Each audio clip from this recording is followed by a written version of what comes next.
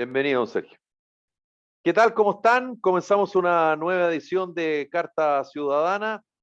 Ya estamos a viernes 21 de julio de 2023. Saludamos a Alberto Lavé, a Luis Felipe Mujica, a Mauricio Pérez.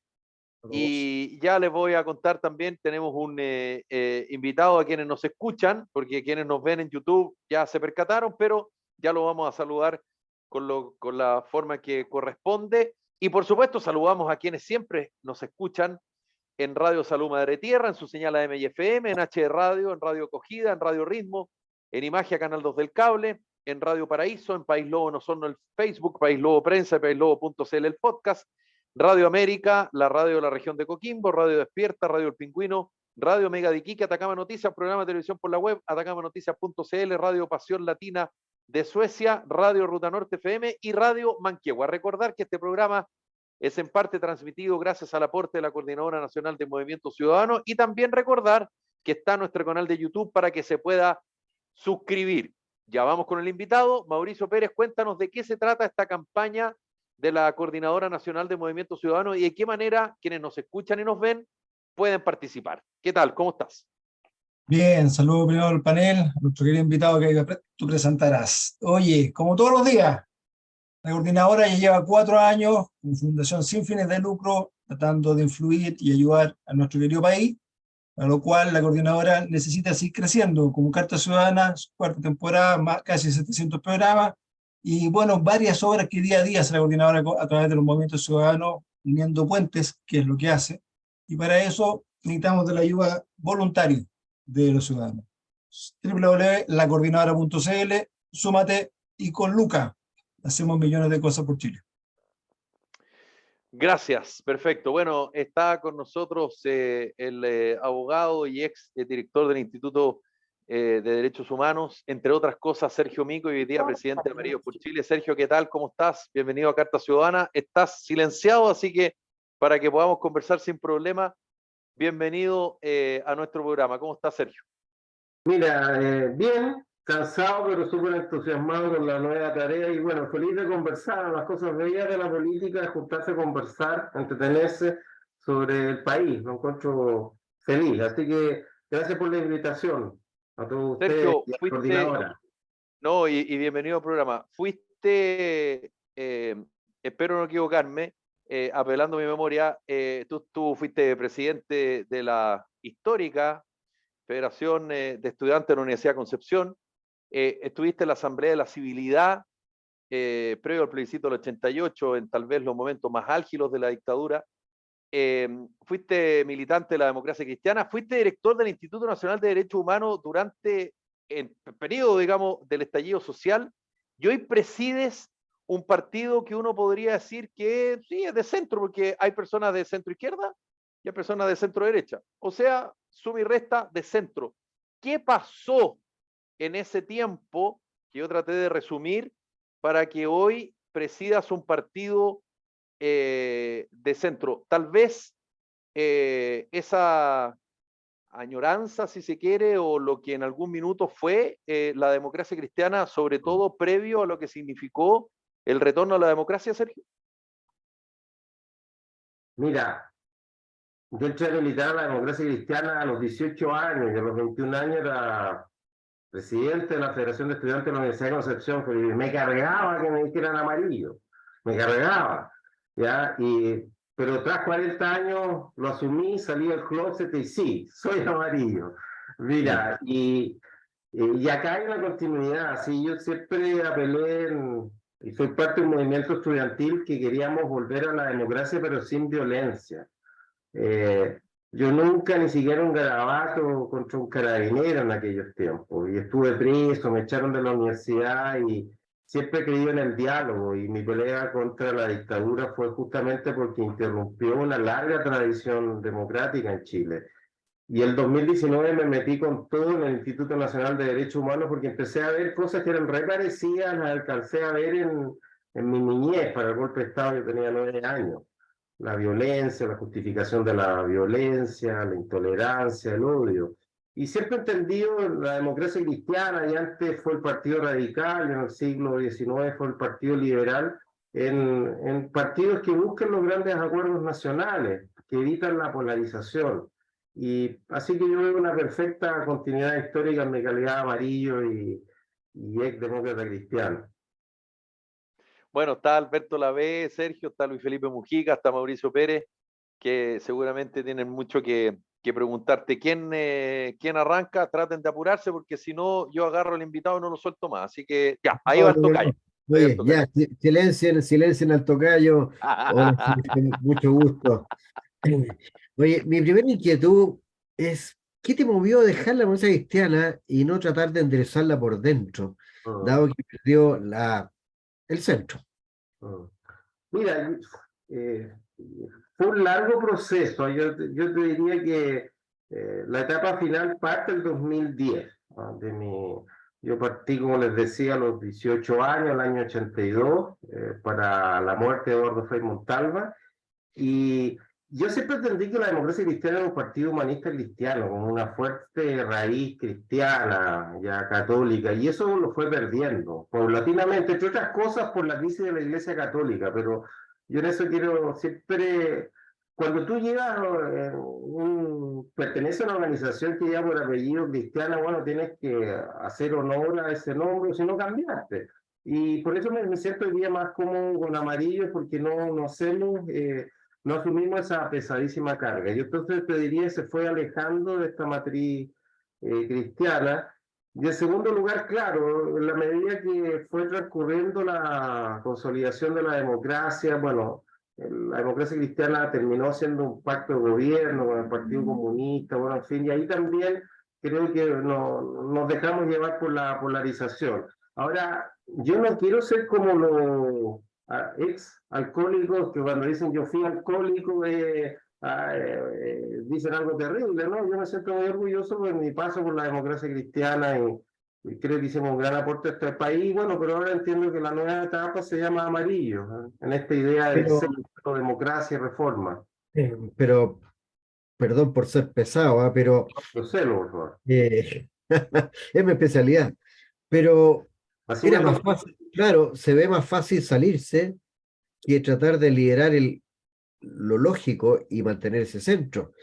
Y yo estoy viendo desde afuera de que se está repitiendo lo que pasó el 70 al 72, en la cual la democracia cristiana se desperdigó y creó el MAPU, el MIR, a ver, corrígeme, No, el MAPU y la izquierda cristiana, fines de los de la 60. La izquierda cristiana, cristiana. ¿ya? Entonces, eh, no era, no fue irse por el camino fácil, perdón la imprudencia.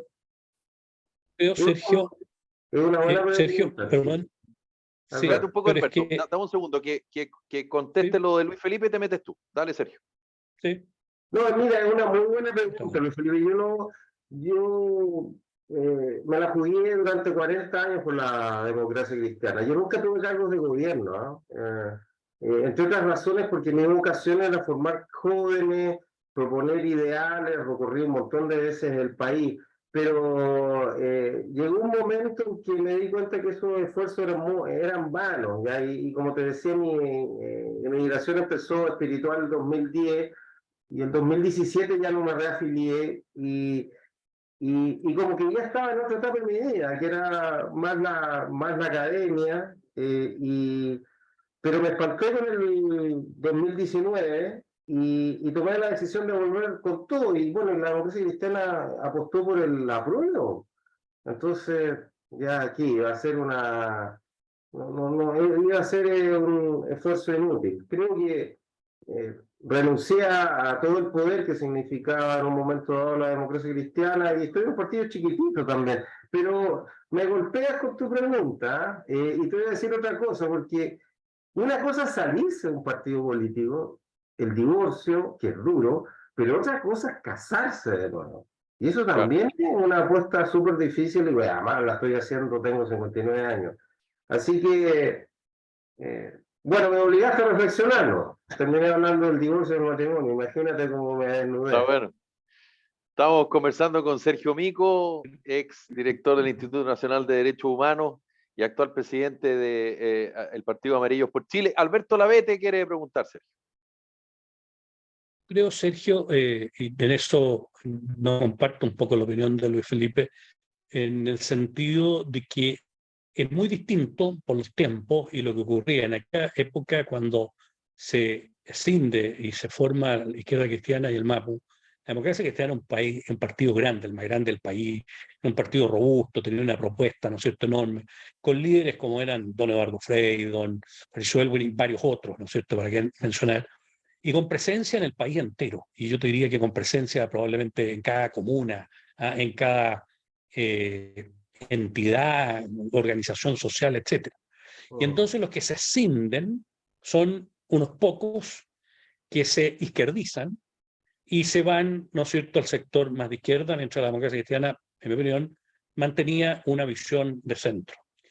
Luego, incluso más, la democracia cristiana, don Patricio Elwin, don Eduardo Frei, apoyaron, celebraron y felicitaron el golpe de Estado. Eso es un hecho, y hay que ver el libro y las declaraciones de don Eduardo Frei en la época y de don Patricio Elwin, y un libro, ¿no es cierto?, pronto de él, y yo eso no lo encuentro nada sancionable, muy por el contrario, porque el quiebre era previo al 11 de septiembre de 1973 y al pronunciamiento militar, y por lo tanto era una solución que quizás no había muchas otras opciones que lamentablemente aquella.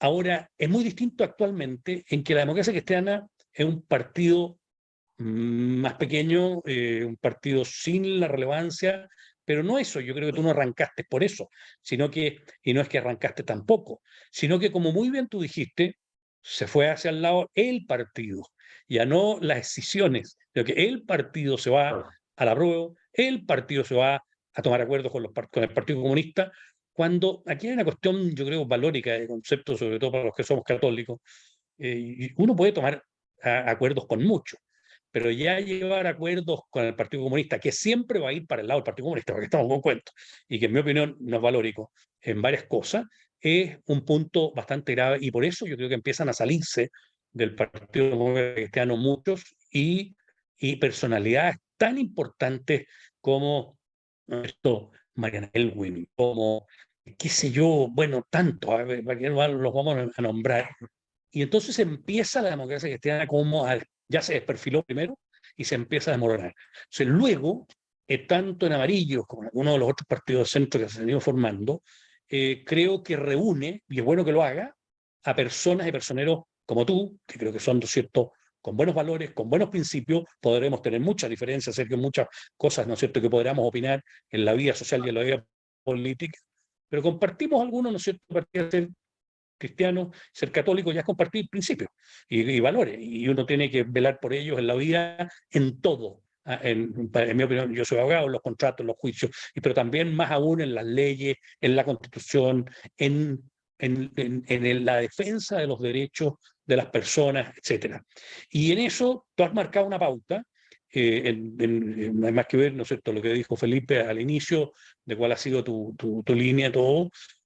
Podremos estar en desacuerdo, como te digo, en algunas oportunidades de encuentro o de posiciones, pero nada más, lo valórico creo que es importante, y por eso creo que tú te vas de la democracia cristiana y entras a este partido que me parece que está dentro de ese rango de ser de centro, tratando de componer el centro y de llegar a acuerdos los mejores posibles para el país. Y termino con una cosa, que no es raro, porque también están escindidos desde los partidos de la derecha y desde los partidos de la izquierda, no hay ninguno, ¿no es cierto? Claro, todavía ahí juntan algunos, tienen sus representantes, juntan, se eligen entre ellos, pero ya representan muy poco a nadie. Entonces creo que volver a lograr un centro es bueno para el país. A que podamos tener diferencias, pero es bueno para el país. Esa es mi opinión, Sergio, no sé si... ¿Y alguna pregunta que le quieras hacer a Sergio, Alberto? Si está de acuerdo conmigo o no en lo que dije. Ah, ya, ok. Claro, eso, Felipe, que yo no soy periodista, así que me cuesta más. A ver, Pero no sé si lo entendiste. la última reflexión la quiero tomar, y a propósito también de la crisis de los partidos de centro. Hay dos clases de partidos de centro, ¿eh? El camaleón, el que cambia de color según la ocasión y va de un lado a otro para captar votos y sobre todo cargos del Estado, ¿no?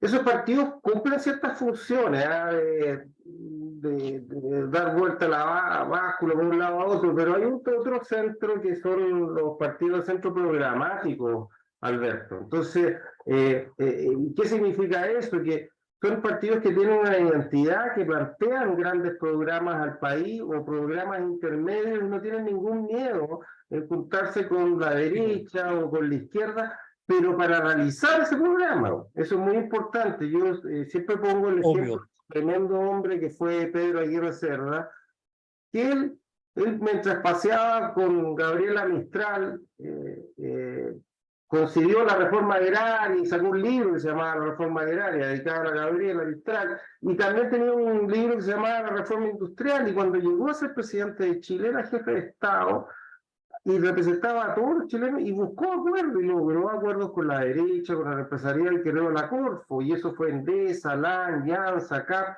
cambió Chile. Y hizo un gran gobierno donde buscó los grandes acuerdos nacionales. Entonces a mí me gustaría que Amarillo contribuyera a eso, que junto con otras gente, yo mencioné en la entrevista que te digo yo, Gloria Jute, Opoli, hay gente, bueno, está Jimena Rincón, el Matías, Felipe Arbó, Andrés Velasco, y yo espero también que la Democracia Cristiana y el PPD, parte del Partido Socialista, que hoy día van a volver a reincidir en un acuerdo con el Partido Comunista y el Frente Amplio, se den cuenta que ese no es el camino, ¿ya? Y volver a juntar un gran centro, pero con ideas que sirvan para consolidar una democracia y hacer reformas que nos permitan ser un país desarrollado. Y de eso se trata. Exactamente.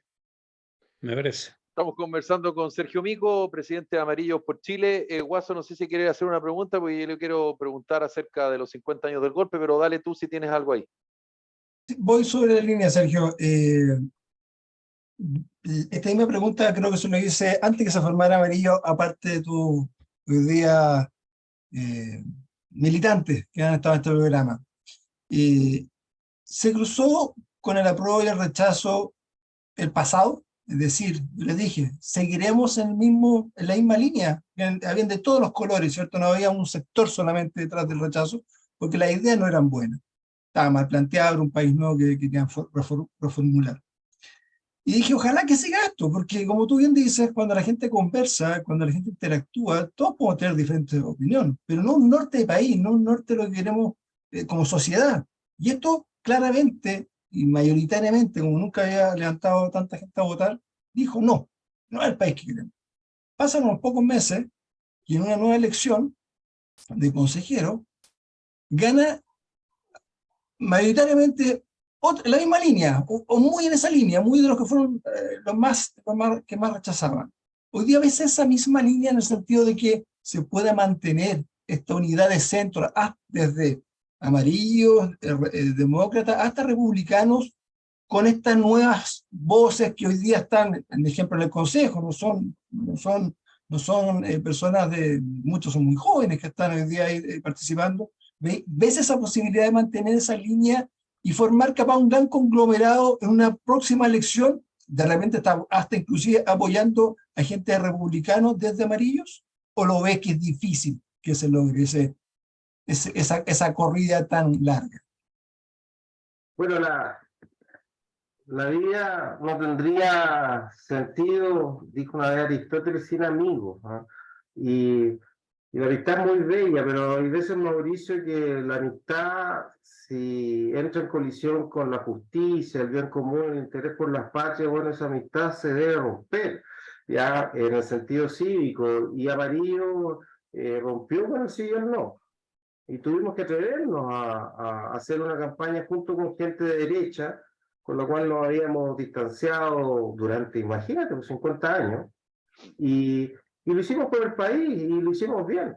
Entonces, esa es mi primera reflexión. Creo que lo que ocurrió en la prueba y el rechazo es que esta línea divisoria entre el sí y el no se rompió, y hubo mucha gente que por un espíritu conservador se resistieron y me decían, pero ¿cómo vas a estar con la derecha? Y yo le puedo haber dicho cómo estás con el Partido Comunista, pero ese no era el punto. El punto era que era mejor para Chile. Y hoy día, yo no sé qué porcentaje de gente que votó por el apruebo, hoy día seguiría votando por el apruebo. Hubiese sido una tragedia. Entonces, ahora no quiero eludir tu pregunta, que más, te voy a decir, voy a señalarte primero que no es que yo crea que, oye, ya ocurrió, Mauricio, ocurrió en los expertos y expertas, mira qué hermoso. Así, Carlos Frontábora, que fue un tremendo apoyo para la gestión del INDH, para condenar las violaciones a los derechos humanos, pero también la violencia, fue el experto del Partido Republicano y se pusieron de acuerdo con todo el mundo. Entonces, Mauricio, es posible ponerse de acuerdo en torno al bien común. Y si tú me dices más, bueno, pero no te corras, Sergio, no me digas que yo creo No. que la alcaldesa, bueno, no quiero personalizarlo, pero claramente hay alcaldes y alcaldesas que le han hecho un gran daño a sus comunas. Y con el sistema electoral que existe, se tiene que presentar el mejor candidato o candidata a nivel local. Bueno, y si hay un candidato o candidata que es de derecha, pero es mejor que el actual y es honesta y viene con ideas renovadoras y tiene capacidad de gestión, bueno, ¿cuál es el problema? Yo te digo, yo no tengo ningún problema, y porque lo que dice Felipe, yo tengo una identidad clara. Yo peleé contra una dictadura, disculpen que hable de mí, pero es que lo que más mal tengo, y es mi tema favorito, pero peleé por los derechos humanos, etcétera. Pero hay un interés superior que se llama Chile. ¿No? Y no digo pero, la esencia Sergio, es la democracia y la república. Y hay que jugarse media, y acá no, y ahí no sobra nadie. Nadie. o sea, primero te agradezco tu respuesta franca porque iba en esa línea. Yo creo que la juventud espera de nosotros eso, no quiere más división y por lo tanto creo que lo que no me dice el señor Amarillo, a nosotros nos tocó también reunirnos como coordinadora, tratar de formar estos puentes en esa campaña, te digo, con Jiménez Rincón, con Matías Walker. Creo que fue, yo cuando vi esa disposición país, dije, uff, hay una esperanza, hay una mechita que no hay que perderla, hay que cuidarla, obviamente, como tú bien decías, o sea, siempre hay cosas que te van a separar, pero me parece muy bien y por eso gracias por tu respuesta. Felipe. Tocayo, estamos conversando con Sergio Mico, presidente de Amarillos por Chile. Oye, a propósito del tema de los derechos humanos, me recuerdo unas conversaciones que escuché de Gabriel García, de, el presidente, el Gabito González, ¿ya? En que dijo, Gabriel González González Videla. Videla. Gabriel González Videla, ¿ya? En que él decía de que uno de sus grandes errores había sido creer en los comunistas y que había hecho la famosa ley que lo sacó porque se dio cuenta que los comunistas usaban un sistema democrático para matar la democracia. Ese era su argumento base. Yo creo que esto ha vuelto a ocurrir. Y hoy día el brazo que han usado ha sido las organizaciones internacionales, partiendo por la ONU, y que han degenerado bastante el tema de los derechos humanos, y que teniendo una base tan bella, tan bonita y tan loable, lo han politizado y han determinado que ciertos actos violan los derechos humanos y otros, si vienen del otro lado, no lo hacen. Y se perdió esa objetividad, y yo creo de que uno de los grandes problemas del estallido fue justamente amarrar de mano a nuestras autoridades policiales, ¿ya? Y que dejaron una escoba más o menos, y evidentemente cuando no hay disuasión, no hay control, y ahí donde queda el desastre. ¿Qué opinas tú respecto a la posición política de la ONU, o crees que realmente es una organización internacional sin una visión ideológica? Estoy pesado hoy día, perdón. Y tramposo además, porque hiciste una cantidad de afirmaciones que, a ver, Así son acá en este programa, pero Sergio. Después me critican a mí, estas personas me critican a mí, yo estoy aquí tranquilo. No, ya, pero ayúdame, Felipe, porque ya. Primero el tema. Oye, A ver, con esa ayuda. No, mira. Pégale una bandejada, dice por ahí. Sí, claro. El Partido Comunista es marxista-leninista, siempre ha sido muy distante a la democracia por doctrina liberal, representativa, en fin. Pero también, para ser justo, en los tiempos de la Unidad Popular se la jugaron por una vía institucional, no insurreccional. Bueno, tiene Moles en eso y no quiero hablar de eso, pero sí quiero hablar de derechos Estaban los humanos. reformistas y los rupturistas. Claro, entonces, pero pero yo quiero apuntar a un tema que es derechos humanos e izquierda. Porque una de las cosas positivas que me pasó cuando dije que estaba por el rechazo, que mucha gente de derecha se sorprendió. Entonces me acuerdo que me reuní con un grupo de jóvenes que se autodenominaban patriotas y el que dirigía el grupo tenía en el Zoom, decía mata comunista. Entonces yo dije, ¿dónde me voy a meter? Pero el joven me dice, bueno, los derechos humanos son de izquierda. Entonces yo le dije sí, lo sorprendí, sí, son de izquierda. Entonces, porque acá hubo un golpe de Estado contra un gobierno de izquierda, que es la Unidad Popular. ¿Ya? Y ahí, contra esa gente, vinieron las violaciones sistemáticas, graves, masivas de los derechos humanos, pero este joven se llamaba Luis, o Andrés. Le dije, Luis, pero si el golpe de Estado hubiese sido contra un gobierno de derecha, los derechos humanos hubiesen consistido en defender a gente de derecha. Y si tú y yo le dije, nos vamos a Cuba, en este mismo momento, tú y yo seríamos acusados de anticomunistas, de derechistas. Claro. Absolutamente. Sergio, te silenciaste. Se te silenció el... Ahí sí, No, ahí volví. En la mejor parte. Voy cruzando el Atlántico, ¿cierto? Que en esa parte, Claro. bueno, nos van a acusar de puros musulmanes, porque estamos defendiendo una minoría que muchas veces claro. discrimina en algunos países europeos. Pero le dije, Luis, y si nos vamos a Afganistán, nos acusarían de antimusulmanes porque estaríamos defendiendo, por ejemplo, los derechos de la mujer. Entonces, los derechos humanos, el contexto histórico es muy importante. Esa es mi primera reflexión. Y en segundo lugar, los derechos humanos tienen que ser universales, por otra parte.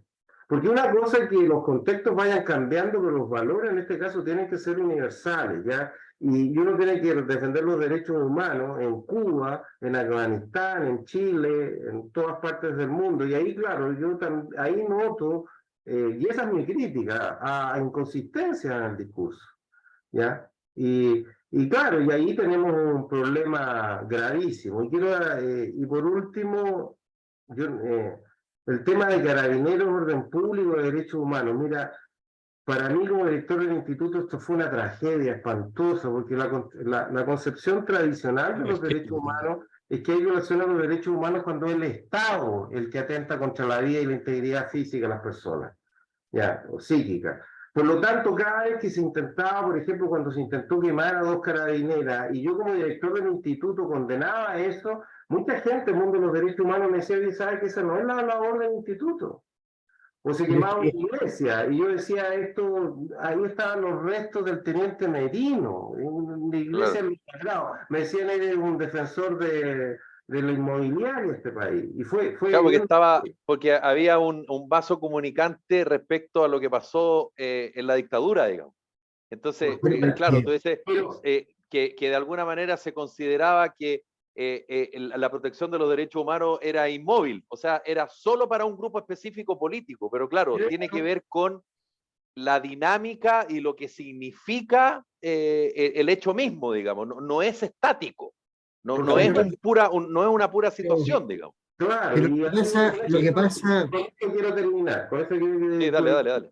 Creer que los derechos humanos solamente son violados por el agente del Estado es una idea que ya está perdiendo cada vez más vigencia. La trata de personas, por ejemplo, es una violación a los derechos humanos que es perpetrada por particulares. El problema en el norte de México, de Colombia, no es el Estado que viola los derechos humanos, es la ausencia de Estado. ¿Ya? Entonces, eso también, los dos Felipe, es un cambio muy importante, pero que es muy lento y cuesta mucho expandir. En esta batalla yo perdí dentro del instituto, yo no logré enfrentar esa cultura. es que tú atacas un punto base. Yo creo de que la moda y de alguna manera el relato hizo absolutamente degenerar la declaración original de los derechos humanos y le puso un sesgo y que ha sido utilizado políticamente, no con un fin de hacer los derechos humanos como la base de la sociedad, sino que como una base de una ideología. Y es por eso de que se ven cosas tan absurdas como que jefe del comité, o no me acuerdo si se llama Comité de los Derechos Humanos, Sí, el claro. ONU, está presidido, estuvo por Venezuela, estuvo por Cuba. Entonces uno dice, wow, estoy poniendo el gato a cargo de la carnicería. ¿Ya? Y eso evidentemente que desprestigia el sistema. Y ahora me llama la atención que tú digas esto, ¿y por qué no se dijo antes? ¿Por qué no? Entonces yo veo, y cuando yo miraba el currículum de algunos funcionarios de los derechos humanos y que hayan sido ex extremistas, miristas, o sea, gallos completamente teñidos, o sea, chuta, esto no puede ser lógico. ¿Ya? Pero Evidentemente, es que uno de los problemas de la extrema visibilidad del INDH y la chaqueta amarilla, que cuando yo llegaba a alguna parte me decían llegaron los derechos humanos. Y eso, el INDH es distinto, es decir, primero hay una parte de tu crítica que tú haces a movimientos que promueven los derechos humanos que son de alguna organización de derechos humanos, ya eso creo que es bien importante señalarlo. Ya, la Fundación La Rosa, por mencionarte una, todas las fundaciones Provida, todos aquellos que se dedican por los derechos de los niños, son fundaciones y promotoras de derechos humanos. Pero, Mm. a ver, entonces, eso yo traté de admitirlo. Ahora, estos son acuerdos que están establecidos en los informes donde nosotros condenamos la violación a los derechos humanos en Chile después del 2019. Todas estas ideas están recogidas. Pero era tan brutal la resistencia cultural en contra de aceptar estas verdades que claro, que quedó muy débil este mensaje. Yo también de las autocríticas que me hago, yo dije todas estas cosas, pero quizás me faltó más fuerza, le faltó más fuerza al instituto. Pero ustedes se sorprenderían, en el informe anual del 2019 nosotros pedíamos medidas de reparación para los vecinos, que habían sido destruidos sus almacenes, y a mí me decían, te insisto, oye, pero eso no tiene nada que ver con los derechos humanos, si fueron particulares, o presentar recursos de protección en la Araucanía, donde el problema no es el Estado que viola los derechos humanos, ¿ya? Sino que eran particulares, agrupaciones políticas y de otro tipo que violaban los derechos humanos. Luis Felipe, ayúdame en esa pelea de recuperar los derechos humanos para todos en esta esencia. Y hay otra cosa también, y con esto termino, es que la Declaración Universal de los Derechos Humanos es una cosa y la ONU es otra. Y efectivamente la ONU también requiere ser profundamente reformada, por lo que tú dices, entre otras cosas. No puede ser, bueno, tenemos un Consejo de Seguridad donde está países claramente antidemocráticos y que se niegan de repente a declaraciones pro democracia y otras veces aparecen diciendo, bueno, actuando con un criterio completamente arbitrario. Y eso, claro, le hace daño a la ONU, le hace daño también a los derechos humanos. Pero esa declaración de derechos humanos tenemos que hacerla propia, no permitir que nos la roben. es que, Sergio, sí, dale, tocayo. no, es que lo que pasa es que efectivamente tú, lo que yo te escucho, absolutamente claro, pero lo que yo escuchaba de don Sergio Mico, director del IDH, era otra. Pues. Entonces digo, ¿cómo? Son dos cosas. Ahora, yo me imagino que la presión que tú tenías era salvaje, pero yo no puedo creer de que un gallo que simuló una herida en una pie y se hizo un torniquete y que no tenía nada, siguió vigente y con unos sueldos que uno decía, chuta, no lo va a ganar en ninguna parte. Entonces, al final uno dice, por Dios, estas instituciones le hacen daño a la democracia, no la enriquecen. Y es una pena, y como ya estoy en el rol del pesado, ya quedé, da lo mismo, total, aquí me conocen, es una pena que esto no sea dicho cuando se tiene tribuna como autoridad. ¿Ah? Y pararse y decirle. Entonces yo veo que la izquierda radical tiene una fuerza tan salvaje que yo no la logro entender. ¿Por qué Está silenciado, Sergio. Le Ya, estabas diciendo algo, ahí sí, ahí volviste. ya. No es que todas estas cosas yo las dije. Pero no se Yo las escucharon, dije, perdona, pero no se escucharon. perdona, pero, La prensa es la ya. culpable. No, pero Siempre los periodistas somos los culpables. a ver, yo, en el informe anual del 2019, nosotros condenamos la violencia. El informe anual. Te volviste a silenciar, Sergio. No, Ahí eso volví. me traiciona, porque parece que me estoy apretando para no seguir hablando. Ya, este programa se tiene que acabar. No. Yo lo voy a salvar de acá de estas preguntas, oiga. Claro, el Instituto Nacional de Derechos Humanos condenó las violaciones a los derechos humanos y también condenó la violencia, pero lo que quedaba en los reportes internacionales y en los medios de comunicación social, el instituto, cuando era noticia, cuando condenaba la violación a los derechos humanos. Y yo me atreví, Luis Felipe, y yo lo reivindico, no sé si ustedes se acuerdan, hubo un momento que yo estaba convencido que la moneda podía caer, ¿ya? Que la violencia ya había alcanzado unos niveles inaceptables, y fui a Ñuñoa una noche. Estoy hablando el 23 de octubre, me encontré con que renuncie Pinochet, un rayado cabro joven. Entonces ya Piñera era lo mismo que Pinochet. La democracia era indistinguible de la dictadura. Entonces yo ahí me asusté muchísimo. Entonces, el 3 de noviembre declaré que no eran sistemáticas las violaciones a los derechos humanos. Que acá no se podía decir que había una concertación de los órganos del Estado donde Carabineros había ejecutado un plan urdido de ataque masivo a la población. Luis Felipe, casi me matan. Yo me acuerdo de eso. Por decir, ¿se Pero, acuerdan? Sergio, Bueno, perdona, pero lo hermoso sí. es que la verdad se termina por imponer. Entonces hoy día yo veo al presidente Gabriel Boric y la ministra, bueno, el presidente Gabriel Boric y la ministra Camila Vallejo, bueno, apoyando con todo Carabineros, y ya no hay presos políticos, ya no hay militarización de Gualmapu, porque fueron peleas que vimos como director del Sergio, si te compro el punto, si te compro el punto, yo creo que el instituto estuvo tomado siete meses, no por agrupaciones de familiares de Carabineros, por la ACES, tampoco por organismos de derecha, sino que por gente que nos acusó de que no declaramos todas estas cosas que yo creo que hubiesen sido fatales para nuestra democracia. Entonces también Luis Felipe valora eso que la mayoría del consejo del instituto defendió. Te silenciaste de nuevo, Sergio. Pero ahí Me quedo callado. Felipe, espérate, no, Felipe, espérate, es un poco para hacer una contrapregunta. Es que yo voy a la idea de Sergio. De hecho, para mucha gente, como tú bien decías, era la cara visible, ¿cierto?, en ese minuto.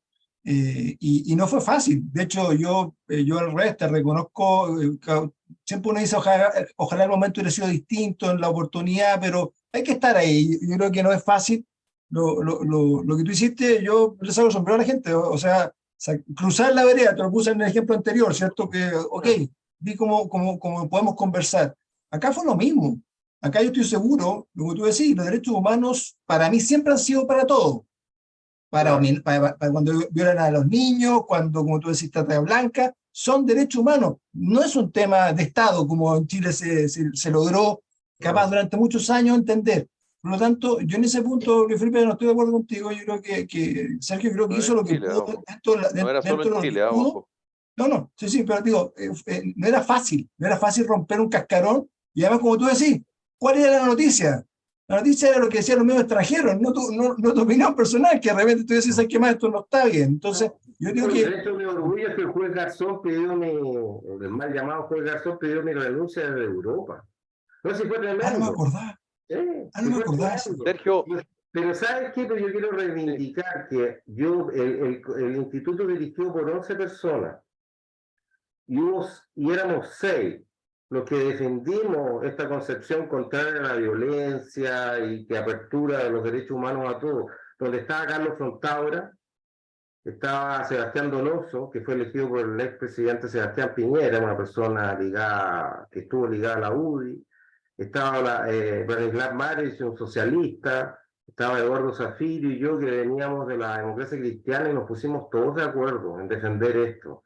¿ya? Y por eso yo quiero transmitir también mensajes de esperanza. Se puede. Así, chilenos que tenemos y chilenas ideas muy distintas, valores muy distintos, nos podemos poner de acuerdo en torno a la democracia, en torno a los derechos humanos, en la condena a la violencia. Estamos conversando con el presidente de Amarillos por Chile, Sergio Mico. Sergio, bueno, tú muy bien sabes, este año se conmemora los 50 años del golpe de Estado y salió una encuesta de Data Influye a principios de esta semana. Y una de las preguntas dice, en el mes de septiembre se conmemoran 50 años del golpe de Estado. ¿Usted cree que luego de esa fecha el país estará 58% igual que siempre, 34% más unido, 5%, perdón, 58% igual que siempre, 34% más desunido, 5% más unido? Dicho en corto, vamos a seguir igual. ¿Cuándo crees tú que los 50 años del golpe generen un cambio o esto claramente no, como lo dice esta encuesta, esto va a seguir exactamente igual? Y quienes consideran que el golpe de Estado fue la salvación de Chile lo van a seguir pensando, y quienes consideran que lo que ocurrió el 11 de septiembre del 73 fue, digamos, una dictadura sanguinaria. ¿Hay alguna posibilidad, crees tú, de, digamos, congeniar en algún punto de lo que significó el 11 de septiembre del 73? Mira, yo creo que esas cifras terribles que tú me das son expresión de que los extremos y la polarización se apoderó en los 50 años. Porque ¿para qué uno recuerda el pasado? Para agradecer las cosas hermosas que le ocurrieron, ¿cierto?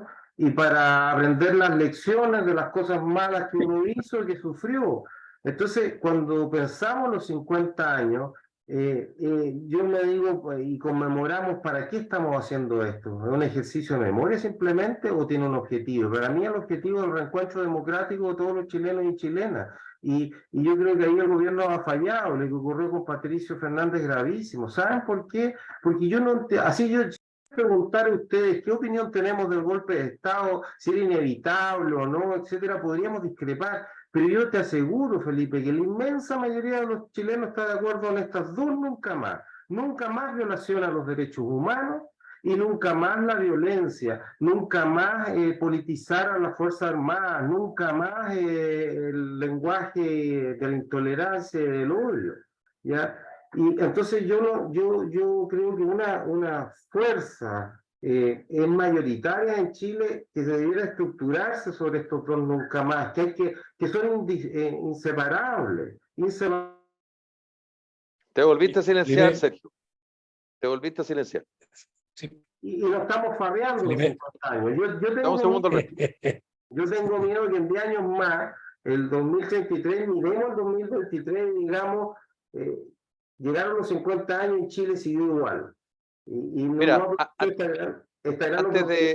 y el otro desastre dice que nos vamos a encontrar sin constitución nueva. Claro, antes de pasar de nuevo la pelota, Alberto, que tiene que ver también porque a propósito de lo que ocurrió con Patricio Fernández, quien estaba a cargo de la conmemoración de los 50 años del golpe, y que finalmente sale luego de una entrevista con Manuel Antonio Garretón, donde él de alguna manera dice, bueno, la explicación del porqué del golpe seguramente va a continuar la discusión de ustedes, le dicen los politólogos, los historiadores, en fin, pero lo que ocurre a contar del 11 de septiembre del 73 en adelante, no hay discusión, violación de derechos humanos, en fin.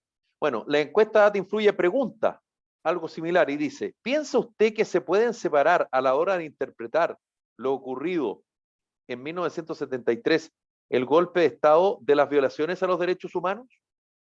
El 56% dice no, son dos hechos indisolubles. Y el 35% dice sí, son dos hechos independientes el uno del otro. Es decir, esta encuesta lo que creo yo arroja es que también hay un porcentaje importante, del 35% de personas, que uno puede estar en desacuerdo con ese porcentaje o con lo que piensa esa persona, pero Claro. la encuesta, digamos, que señala que se pueden separar. De nuevo Y- te silenciaste, ahí volví. Te volviste a silenciar, Sí, porque ya. ahí volví. No, pues, Felipe, ¿qué quieres que te diga? Lo encuentro terrible, esos resultados de la encuesta. Y lo peor es que la tendencia es ir dividiéndonos más. Y yo te insisto, porque si los derechos humanos se transforman en un arma arrojadizo unos contra otros, ya, y el recuerdo del pasado para mantener las heridas abiertas, bueno, no es raro que tengamos entonces que se vayan polarizando las opiniones. Entonces, eh, eh, una cosa es el hecho del golpe de Estado, hubo un golpe de Estado, se bombardeó la moneda, pero otra cosa es la interpretación de por qué llegamos a eso, ¿ya? Y esa interpretación es muy importante de hacer porque ya aprendemos las lecciones. Lógico. Y otra Sergio, cosa- puede ser, perdona, y Sergio, otra puede cosa es Un ser, poco Guaso, ético. pero espérate que termine Sergio. Y otra cosa es el juicio ético que uno haga. Y se confunde todo. El lema del instituto es comprender, no es justificar. Pero tenemos que comprender por qué reventó la violencia, tenemos que comprender por qué se produjeron violaciones a los derechos humanos a partir del 18 de octubre. Claro. Pero no, eso no es justificar, porque eso es hacer Exacto. algo que objetivamente injusto, justo, ¿ya? Y acá en Chile estamos confundiendo todo esto. Necesitamos comprender por qué llegamos a un golpe de Estado, para nunca más crear las condiciones. Y yo te digo una de las cosas más complejas de lo que ocurrió entre el 18 de octubre y el 15 de noviembre es que yo, estando en el Metro Salvador y viendo lo que estaba ocurriendo en Plaza Baquedano y viendo la actitud de la oposición y viendo lo que estaba pasando con Carabineros, dije, ¿tú te parece que estas lecciones no las aprendimos bien? Alberto, dale tú, voy después con el Guaso y cierra el tocayo porque para ir en el orden, porque si no Alberto se nos va quedando atrás. Dale, Alberto. Sí. Yo, Sergio, estoy completamente de acuerdo en las dos cuestiones que tú planteas, como que nunca más violaciones a los derechos humanos, nunca más no sé, hacer de la violencia, ¿no es cierto?, un panegírico o algo favorable para la vida en sociedad, y tú dijiste después una cosa también muy importante, que no crear las condiciones que puedan de alguna manera ir rompiendo la democracia. Porque cuando eso ocurre, y aquí yo quiero hacer una pregunta que políticamente puede ser tremendamente incorrecta, ¿no? Ahí uno puede justificar porque existe el derecho a la rebelión y el derecho a rebelión siempre del hombre y un derecho a rebelión sano, incluso desde los mejores valores, los mejores principios. Y ese derecho a rebelión que se dio el 11 de septiembre del 73 fue apoyado por yo diría más del 70% de la población, por algo, y no se muestra hoy día en la prensa, al presidente Pinochet durante los primeros años, cuando iba al Festival de Viña, ¿no es cierto?, lo ovacionaban y no había presión, estaba oscuro, podrían haberlo pifiado. Pero no solo el eso. acarreo que había, Albertito. No, espérate, Felipe. Pero no, déjame ir a lo que voy. Entonces, yo no justificando la violencia jamás, sí puede justificar un golpe de Estado, y entonces esta labor que quiere decir el gobierno, que nunca más justificar un golpe de Estado, momento, porque hay una cosa, a la Alemania de Hitler, que Hitler salió con pocos más votos que Allende, 37%, Allende sacó 33% por ahí. Y así todo fue elegido Hitler. Si en la Alemania de Hitler hubiera habido un golpe de Estado, se hubieran evitado miles de millones de muertos, y esos, o cientos de millones de muertos. Y esos cientos de millones de muertos hubiera sido un apoyo a los derechos humanos mucho mayor que haber permitido que Hitler siguiera gobernando. Por lo tanto, un golpe de Estado, cuidado. ¿Qué significa? Yo no es que esté en favor de un golpe de Estado, no me digan aquí, eres golpista. No, conversemos. Cuidado, si aquí se quiebra la institucionalidad y el gobierno Allende la había quebrado, lo planteó la Cámara de Diputados y lo planteó la Corte Suprema, que estaba fuera de la Constitución. Cuando los gobiernos actúan fuera de la Constitución, deben ser sacados. En Inglaterra, en otros países tienen sistemas, en España tienen sistemas dentro de la democracia. Generémoslos en una nueva Constitución. No sé si estás de acuerdo o no.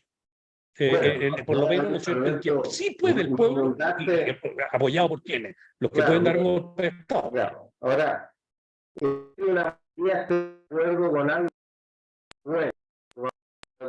Esto es como magia, porque Sergio habla y se silencia, habla de nuevo y se vuelve a... ya esto es una cosa paranormal, digamos, no. Ahí sí. Y no me estoy apoyando. Bueno, A alguien le está afectando el derecho humano a ahí sí. expresarse. No se puede expresar, el derecho humano acá está violado.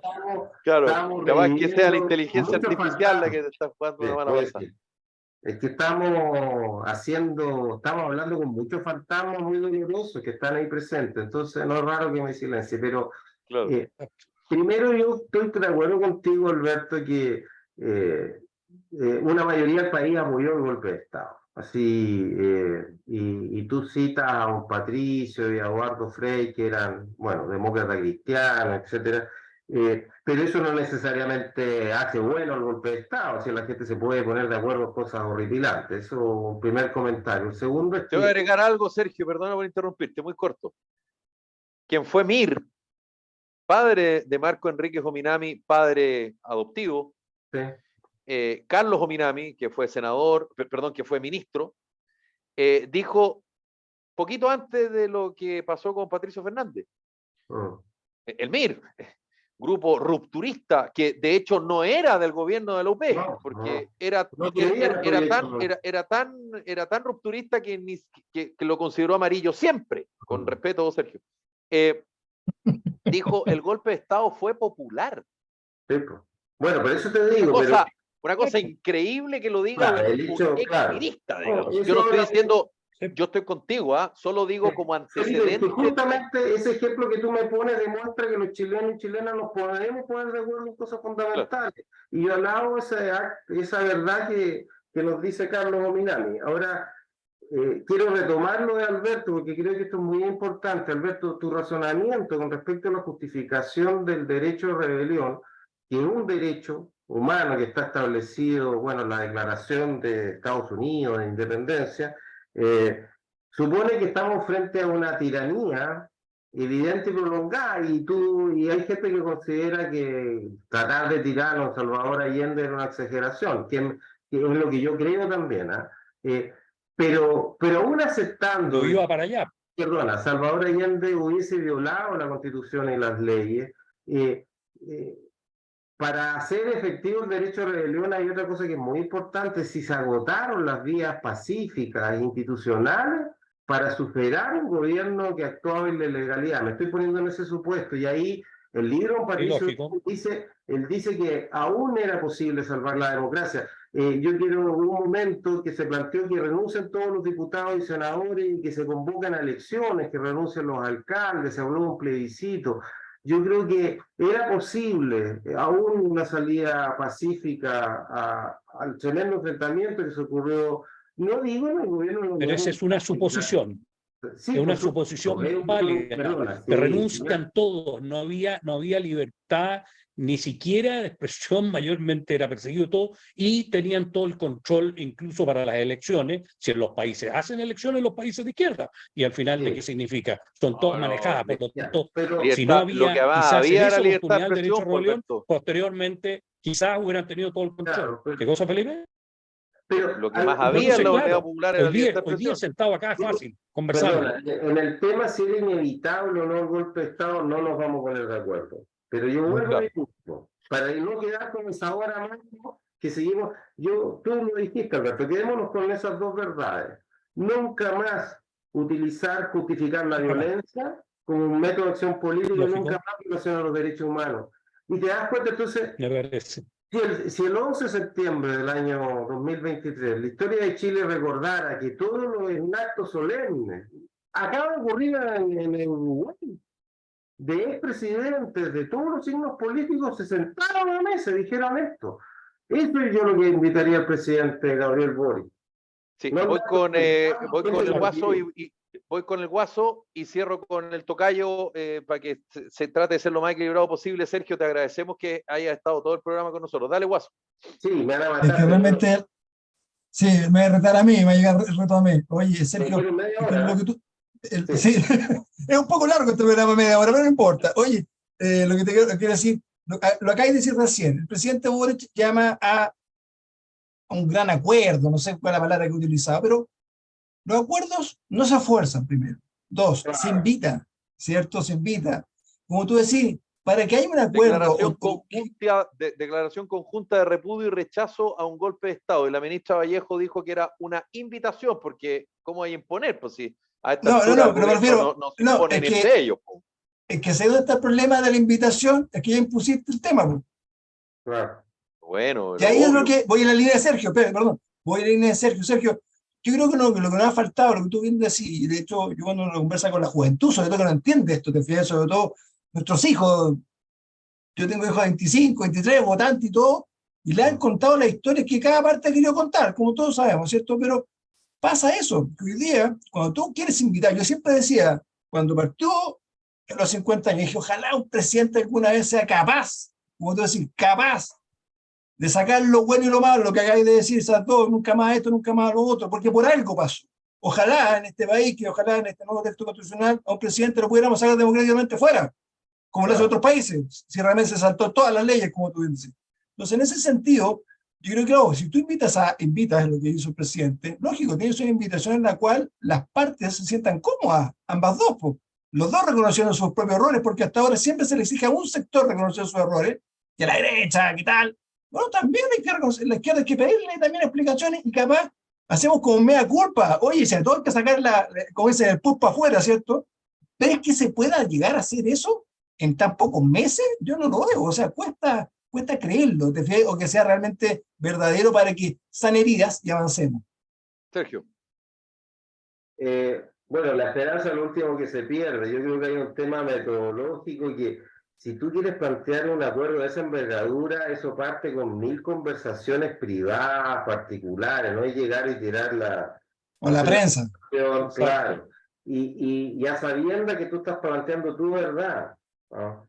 Porque esa es una parte de la verdad la que ha planteado el presidente Gabriel Boric, que la condena a las violaciones a los derechos humanos, pero él sabe perfectamente que hay un grupo importante de chilenos que no está disponible a participar en un acuerdo donde esta otra verdad no sea también parte del acuerdo.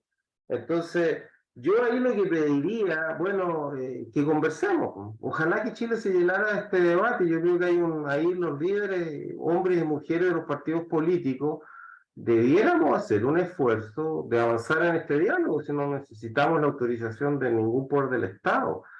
Es una página, Exacto. es un párrafo, Un un párrafo. Y quiero decirles más, a propósito de la esperanza, pucha que sería lindo el 2023 si termináramos con ese acto de reencuentro democrático de los chilenos y después con una nueva constitución y el presidente Gabriel Boric promoviendo esas dos cosas. Yo creo que él entraría a la historia, ¿ya? Pero no vamos en esa dirección. ¿Ya? Luis Felipe Mujica, Sergio, y con esto vamos cerrando. Sí, mira, lo que pasa es que yo en mi corta existencia he aprendido y en base a la historia que al final el relato es más importante que el hecho mismo. Y el relato que se ha querido dar es de que este país era un paraíso y el 11 de septiembre del 73 hubo un general que amaneció de mala y dijo voy a hacer un golpe de Estado y hizo la escoba. Y obviamente de ese relato nadie aprende, ¿ya? Sino que solamente una condena, pero nadie aprende ¿cómo se llama? A guardar Los la democracia, errores. a cuidar la democracia. Ahora, sobre los derechos humanos, yo creo que hoy día, y sobre todo, o sea, en ese periodo, hoy día, bajo las circunstancias que estamos, con un interés político y económico tan grande, no va a ser fácil cerrar, porque el interés económico es brutal y para qué decir el político. A diferencia de lo que pasó en 1891, que hubo una ley de amnistía, igual que la que se hizo el 80 o el 82, 78. 78, pero se cumplió. Aquí se traspasó. Y bajo una fricción jurídica, que es una vergüenza jurídica, se traspasó eso y se hizo todo un cuento que es otra historia, digamos, pero eso es lo que ha mantenido vivo y eso es lo que ha mantenido vivo esta desunión país, esta violencia, y yo no sé cómo se cierra, pero evidentemente, es más, ¿cuántos... Alguien tiene que cruzar la vereda, Luis Felipe, la única, si hay que Pero hacerlo. imagínate que uno de los grandes mermas de plata del Estado son los falsos exonerados políticos. y firmados por senadores de la República que se prestaron para eso, y tenemos una merma de plata brutal. Entonces, esos gallos lo único que quieren es mantener vivo esto, porque es Ya, su pero, fuente de... ya Luis Felipe, pero que no te traiciona el pesimismo. Ya, primero, lo que quería decirte es lo siguiente, que fue el presidente Moro elegido por el pueblo el que promovió esa ley de amnistía contra sus partidarios, porque sus partidarios querían que los partidarios de Balmaceda siguieran, por ejemplo, en el exilio. Y fue un gobierno democrático, no es lo mismo que la amnistía del año 78, pero no quiero discutir en ese punto, ya, pero quiero, porque tú haces muchas afirmaciones, pero sí tú haces un punto que para mí fue muy importante en lo peor de la crisis, Luis Felipe, si me permiten. Chile era la colonia más pobre de Hispanoamérica, la más distante, quizás la más desigual. Y Chile, con esta capacidad infinita que tenemos los chilenos y chilenas, bueno, de acuerdo, creamos una república antes que Francia, Italia y Alemania. Y cuando se nos vino abajo, y hago este recuerdo porque tú mencionaste 1891, se vino abajo la República, y ¿qué hicimos los chilenos? La reconstruimos, y el año 68 estábamos entre las 3 democracias más desarrolladas del mundo. Y se nos cayó todo por Felipe el 73, ¿cierto? Y lo levantamos el año 88 y el 89, y hoy día Patricio Elwin le tiene una estatua. Yo estuve almorzando una vez con ese señor. Hoy día una estatua de agradecimiento por lo que hizo con la reconciliación nacional. Y el 2019 casi se nos cae la estantería de nuevo. Y acá estamos conversando. Entonces yo les pediría que nos quedemos con esa esperanza, que se funda en el pasado. Si este país ha hecho cosas maravillosas, punto. Y yo Creo creo que tenemos que que si saber, no nos ponemos de creo que, acuerdo ahora, vergüenza para nosotros. Pero tenemos que pero, seguir buscando ese pero acuerdo. en algún minuto tenemos que cerrar el libro, porque esto si no es eterno. Entonces, Sí, habiendo los intereses económicos y políticos que hay vigentes, no es tan fácil. No, es dificilísimo. Fácil, pero no es fácil, pero se puede. Por supuesto, ¿Sí? que el año 81, 1891, fue una guerra donde hubo 2 ejércitos enfrentados, 10.000 muertos, y Chile salió adelante. Y el 73 fue terrible, y el proceso de descomposición antes fue terrible. Las violaciones a los derechos humanos fueron terribles, y salimos adelante. Entonces yo quiero transmitir esto, porque si nosotros no nos queremos nosotros mismos, como chilenos y chilenas, si no nos la creemos, no vamos a ser desarrollados. Entonces también tenemos que ser capaces de ver esto, y en medio de la negrura de esa encuesta que Felipe nos leyó, ¿cómo la enfrentamos a esa encuesta? No es deprimiéndonos, sino que diciendo, bueno, es difícil lo que tenemos Sacando la voz, sacando la voz, sacando la voz. Claro.